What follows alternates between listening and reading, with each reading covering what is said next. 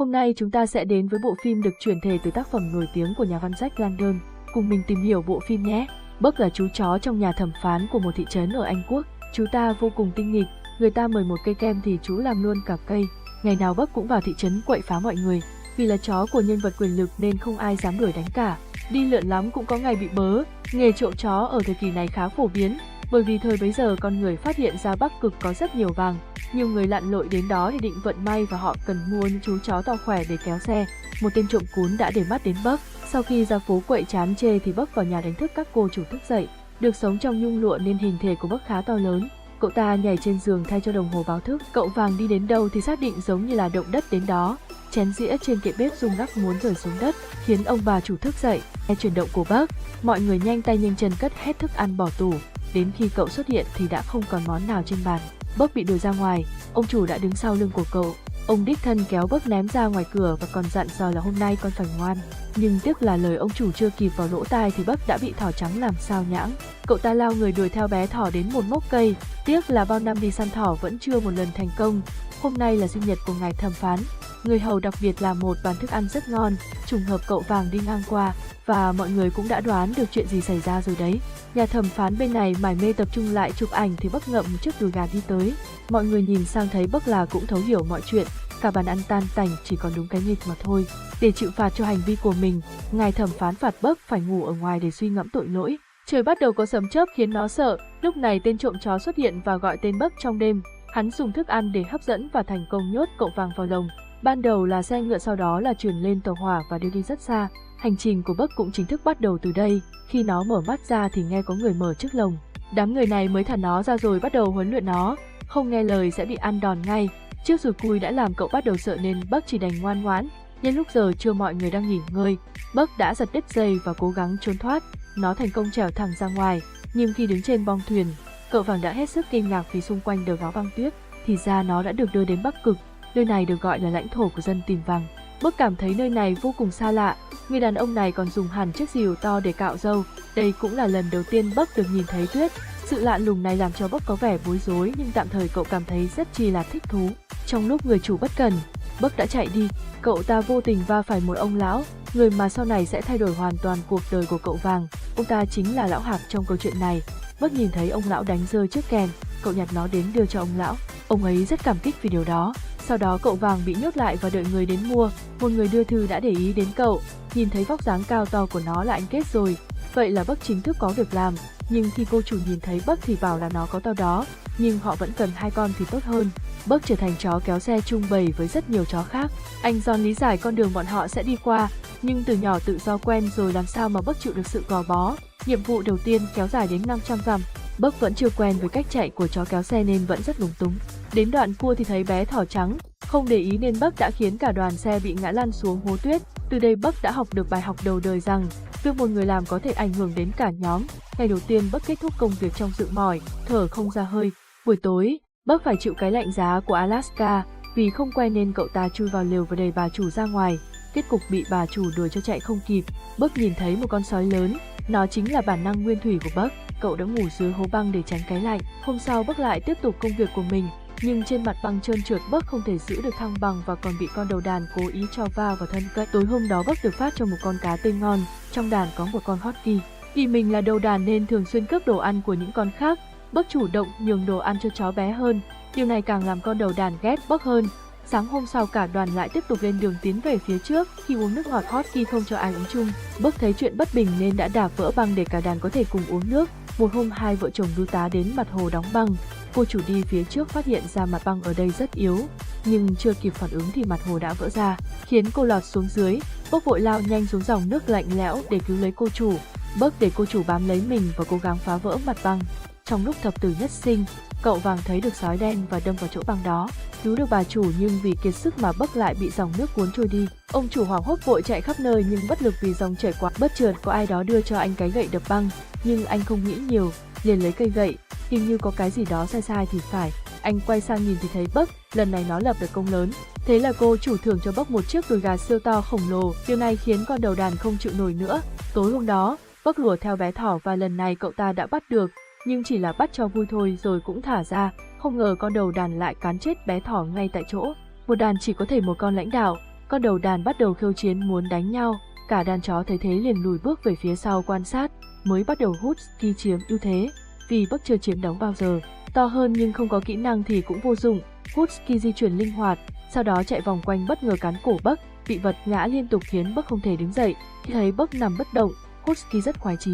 Một con chó trong đàn không bỏ cuộc, gọi cậu vàng tỉnh dậy. Trong tiềm thức, Buck nhìn thấy con sói đen, bản năng hoang dã cũng dần thức tỉnh. Buck đứng dậy và lao đến chiến tiếp. Buck xoay người cắn vào cổ Husky và ném lên cao, sau đó đập mạnh nó xuống đất, khiến Husky dậy không nổi, cảm thấy không còn mặt mũi nữa. Husky chỉ còn nước rời khỏi đàn. Hôm sau không thấy Husky đâu, tu tá đành phải chọn lại chó đầu đàn. Buck tự đề cử mình là thủ lĩnh, nhưng vì là lính mới nên bị cho về chỗ ngay và luôn. Ông chủ chọn con chó có 5 năm kinh nghiệm trong nghề ra làm, nhưng đàn chó không con nào chịu làm dẫn đoạt. Cuối cùng anh chỉ có thể chọn Buck, nhờ vậy mà sinh khí cả đàn chó tăng lên gấp nhiều lần. Dưới sự dẫn dắt của Buck, tốc độ của đàn chó được tăng lên nhiều lần. Trên đường không may lại gặp tuyết lở, ông chủ đã vội bẻ góc rẽ trái, nhưng Buck lại phớt lờ không nghe theo, liều mình rẽ phải đưa đàn chó nép vào vở đá. Hai người bưu tá không hiểu chuyện gì, Buck đang đi theo hướng của chủ sói đen đứng trên cao gợi ý cho Buck. Bản tính hoang dã bên trong cậu đã cứu cả đoàn khỏi thập tử nhất sinh. Hàng tuyết đã giúp mọi người tránh được phần lớn tuyết lở, nhờ vào tốc độ vượt trội. Lần đầu tiên mà thư của mọi người được đến đúng hạn, quả thật là hạnh phúc không thể diễn tả. Mọi người giành giật nhau những lá thư từ người thân quê hương. Đêm xuống, Buck nhìn thấy con sói đen, chính là bản năng hoang dã. Buck cất tiếng hú vang khắp cả thị trấn, những con khác nghe vậy đều cất tiếng theo. Cũng tại nơi này lão Hạc đang viết thư để gửi về cho gia đình. Nhưng vì quá khuya nên ông đã thức dậy trễ. Cũng may Buck đã nghe được tiếng gọi của ông lão tội nghiệp, nên cậu phanh gấp khiến cả người và chó bò lê lết. Buck đã ngập thư của lão Hạc thì hai vợ chồng bưu tá mới chịu nhận. Cả đoàn vì thế lại tiếp tục lên đường. Nhưng có ai ngờ được lúc Buck đang được cảm thấy vui sướng trong việc kéo xe, thì vợ chồng ông chủ đã nhận được tin như sét đánh từ chính quyền công ty. Bưu chính đóng cửa rồi bởi vì máy điện báo sẽ thay thế công việc. Ông chủ đành phải bán đàn chó. Buck vô cùng buồn bã nhìn theo bóng lưng của vợ chồng. Không biết giờ đây số phận bọn chúng sẽ đi về đâu. Vài hôm sau, cậu vàng bị bán cho một người đãi vàng. Vừa nhìn đã biết hắn không phải người tử tế. Hắn bắt đàn chó phải kéo chiếc xe đầy ắp đồ và băng người. Chiếc xe quá nặng nên bầy chó không thể di chuyển. Hắn còn tưởng rằng bầy chó lười biếng nên muốn đánh một trận. Lão Hạc đã ra tay ngăn cản, Buck ra dấu cho ông lão biết. Nó đã cố hết sức vẫn không kéo nổi. Thì ra xe của hắn ta đã bị đóng băng bánh xe. Ông dùng gậy phá băng dưới chiếc xe và nhắc nhở nếu muốn an toàn nên đi vào mùa xuân. Nhưng tên này bị lòng tham làm cho mờ mắt nên không quan tâm. Hắn không cho chó ăn mà còn bắt kéo xe trên nền đất dẫn tới cả đàn kiệt sức. Buck quay lại thấy đồng loại vì đánh đập vô cùng đau lòng. Như này cả đàn chó sẽ sớm chết hết. Bên này ông lão biết rằng trái đất đang ấm lên và Buck kéo xe vào băng lúc này sẽ rất nguy hiểm. Ông liền xách ba lô lên và đuổi theo đoàn xe. Vì theo leo núi nên bây giờ cậu vàng chỉ còn chút hơi tàn. Tên đãi vàng định dùng súng kết liễu Buck thì ông lão xuất hiện kịp thời. Ông lão đến bên cạnh ôm lấy chú chó đáng thương. Đàn chó cứ thế chia tay Buck. Hắn ta bỏ lại Buck và vẫn tiếp tục lên đường. Lão Hạc đưa Buck về nhà chăm sóc. Ông vốn không phải là dân tìm vàng. Lão chỉ là người lang thang trốn tránh đau khổ. Buck ngủ trên giường 2 ngày 2 đêm. Lúc tỉnh dậy nó không còn thấy bạn bè đâu nữa. Nhưng khi nhìn thấy dòng sông băng tan chảy nó cũng hiểu được kết cục của đám bạn ra sao. Buck tiếc thương những chú chó, đành cất tiếng chu ai oán xé nát cả không gian. Ông lão đến quán rượu giải sầu. Buck cũng âm thầm đi theo sau ông. Tên đãi vàng tìm đến ông lão trả thù thì hắn đã mất tất cả và trút giận lên ông. Giữa lúc nguy hiểm Buck đã ra tay ngăn cản. Mọi người cũng phát hiện ra tên này có súng trong người liền tóm cổ ném hắn ra bên ngoài. Lão Hạc về nhà làm vài ly cho ấm bụng uống xong say xỉn.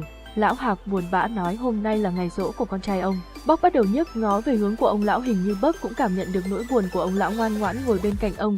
Hôm sau ông lão lấy ra một tấm bản đồ rồi kêu Buck lại gần. Trước đây nghe con trai nhắc đến một truyền thuyết ở cuối bản đồ, có một nơi không ai biết, ở đó 4 mùa như mùa xuân và có một con sông vàng. Ông lão mua một chiếc thuyền gỗ để cả hai cùng phiêu lưu, thế là một người một chó bắt đầu một hành trình. Bọn họ chèo thuyền dọc theo dòng sông đầy cá. Buck tỏ ra thích thú, ngắm nhìn cảnh đẹp hai bên bờ sông. Buổi tối Buck còn mặt dày xin ăn một cách điệu nghệ. Bên ngoài trời lại có sấm sét, lần này ông lão mở lều cho Buck vào ngủ cùng.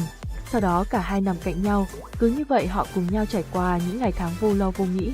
Dành thì chơi trò chơi mạo hiểm bơi qua thác nước, tuy có phần nguy hiểm nhưng Buck lại vô cùng thích thú. Còn ông lão cũng hưng phấn la hét không kém phần, nếu được mình cũng muốn được chơi thử một lần. Con thuyền khi trèo qua thác nước cũng đã bị thủng, cả hai quyết định đi bộ chữa lành.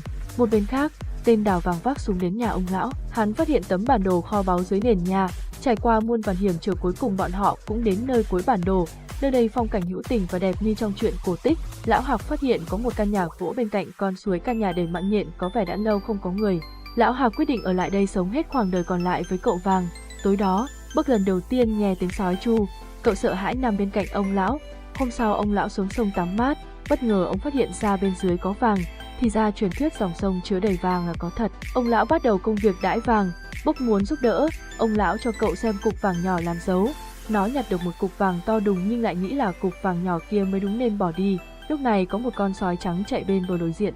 Ông đã cho nó đuổi theo nhưng không quên nhắc nhở tôi nhớ về nhé. Bấc đuổi đến một cánh rừng nhưng đã bị gấu chặn đường. Thấy nó hung dữ, cậu đành vòng hướng khác. Chạy một lúc cuối cùng sói trắng cũng chịu gặp mặt. Nhìn sói trắng xinh đẹp đúng là tình yêu trời đánh của cậu Vàng đây rồi. Nhưng khi nó đưa chân ra thì sói trắng lại mắc cỡ chạy mất tiêu. Từ đó về sau, ngày nào Bấc cũng tương tư thẫn thờ. Sáng hôm sau ông lão dậy thì không nhìn thấy Bấc đâu. Thì ra cậu đi ngắm sói trắng săn lợn rừng bên con suối. Bất chợt một con sói xám vô tình bị trượt chân. Thấy vậy Bấc tức thì nhảy xuống. Cậu cắn vào một cành cây nhưng vẫn không được, đành dùng vóc dáng to con của mình để kéo cành cây lên. Như vậy đã cứu được sói xám. Sau việc này nó cũng được đàn sói chấp nhận. Bấc dần học được cách đi săn từ bầy sói. Trước thì cậu săn được gà rừng. Thế là ông lão và Bấc lại có một bữa no nê. Còn lúc rảnh rỗi thì săn bắt cá hồi đem về cho ông lão. Cứ như vậy Bấc sống rất vui vẻ và tự do. Đàn sói cũng dần mở lòng. Nhưng dần dần ông lão ít thấy Bấc quay về nhà. Đêm hôm đó Bấc muốn bên cạnh sói trắng nhưng vì nghĩ đến ông lão cô đơn nên nó đã quay về. Về đến nhà thấy ông lão đang ngồi trên mái nhà. Bấc đến ngồi bên cạnh ông lão ôm chầm lấy Bấc vào lòng. Sáng hôm sau hai người đang ngồi bên sông thì bất ngờ tình yêu của Bấc đến tìm. Ông lão khen con sói trắng này đẹp quá. Lão Hạc dặn Bấc đi đứng cẩn thận nhé. Ông đã đi theo và thấy Bấc đã hòa nhập vào với đàn sói. Ông biết rằng bản năng hoang dã của Bấc đã được thức tỉnh hoàn toàn. Điều này có nghĩa là nó không thể nào sống chung với ông được nữa. Bấc đã tìm thấy được tình yêu và sự tự do. Cuối cùng Bấc cũng đã trở về nhà của mình sau chặng đường dài không ngừng nghỉ, trở về với định mệnh. Vì vậy ông lão đã quyết định sẽ về nhà của mình và không trốn tránh nữa. Trước khi đi, ông ném phần lớn số vàng xuống sông. Ông lão không hề tham lam. Bấc hối tiếc nhìn theo thì ông nói sẽ không đưa Bấc theo nữa. Đây mới chính là nhà của nó. Buổi tối nhớ về chào tạm biệt nhé. Bấc thầm hiểu ý của ông lão nên đã đi vào rừng. Không ngờ tối hôm đó tên ác ôn đã mò đến đây. Ông lão nghe tiếng súng, vội nấp bên cánh cửa. Đợi khi hắn chĩa súng vào thì ông bay ra phản công. Vì đã tuổi cao nên lão Hạc đã bị tên ác ôn bắn vào người. Hắn ta đòi số vàng mà ông lão tìm được. Ông già đã đưa hết số vàng cho hắn. Lòng tham làm che mờ đi bản chất con người. Lúc này hắn như một con thú hoang muốn cắn xé người khác. Đang trong lúc hắn sắp nổ súng thì Bấc nhảy tới và xô ngã hắn. Tên ác ôn không kịp nhặt súng mà chỉ có thể rút dùi cui ra đe dọa Bấc. Nhưng hắn hoàn toàn không biết Bấc không còn sợ hãi nữa. Cậu đẩy con người ác quỷ này vào trong đống lửa. Ngôi nhà sụp đổ tiễn tên này một đoạn. Ông lão bị thương nặng khó mà qua khỏi. Bấc ngậm chiếc kèn và cuốn nhật ký đến trước mặt ông lão, nó giáng đỡ ông lên người mình. Rất mong ông lão được sống nhưng cuối cùng ông cũng không qua khỏi. Có lẽ ông sẽ phải đi trước và để lại Bấc một mình. Còn ông sẽ yên nghỉ để về bên suối vàng với con trai. Bấc cũng buồn bã nhìn về nơi từng sống với ông lão. Xem đến đoạn này các bạn thấy thế nào? Chứ mình là mình rơi nước mắt rồi đấy. Cuối cùng Bấc cũng có cuộc sống hạnh phúc bên sói trắng và trở thành con đầu đàn của bầy sói. Một giống sói rừng mới cũng ra đời. Từ đây bầy sói không ngừng sinh sôi và chung sống thật hạnh phúc. Đàn sói đối mặt với gấu nâu hung dữ nhưng lần này gấu nâu đã sợ hãi trước sức mạnh của Bấc mà chạy đi. Hãy cảm thấy biết ơn những lúc ta gặp khó khăn, vì nếu không có khó khăn thì ta sẽ không có cơ hội tự hiểu chính mình và trải nghiệm cuộc sống. Tiểu thuyết để lại trong lòng mỗi chúng ta những cảm xúc khác nhau. Cảm ơn mọi người đã xem hết video. Nếu mọi người thấy hay thì cho mình xin một like, một share và một subscribe nhé. Tạm biệt và hẹn gặp lại mọi người ở những video tiếp theo.